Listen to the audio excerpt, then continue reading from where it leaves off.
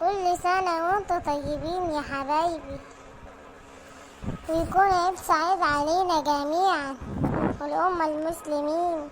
هو بابا يا ماما يجيب لنا الخروف امتى؟ عشان انا عايز العب بيه شوية قبل ما يتذبح. انت يا اما كل يا ولد انت تلعب بالخروف؟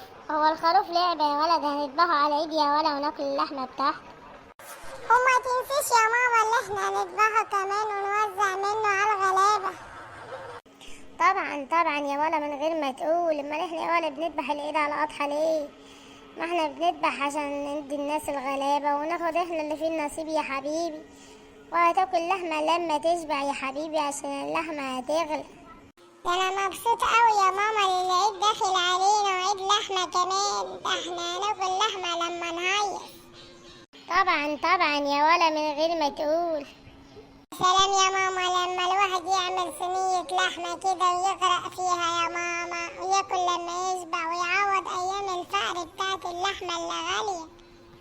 طبعا يا ولا احنا كنا بنجيب لحمة يا ولا واللحمة غالية. ده انت هتاكل لحمة على العيد لما تشبع وتقول يا بس. انت يا ولا فاكر نفسك مش هتاكل لحمة؟ لا ده انت هتاكل لحمة ومش لحمة أي كلام، ده لحمة كتير يا ولا.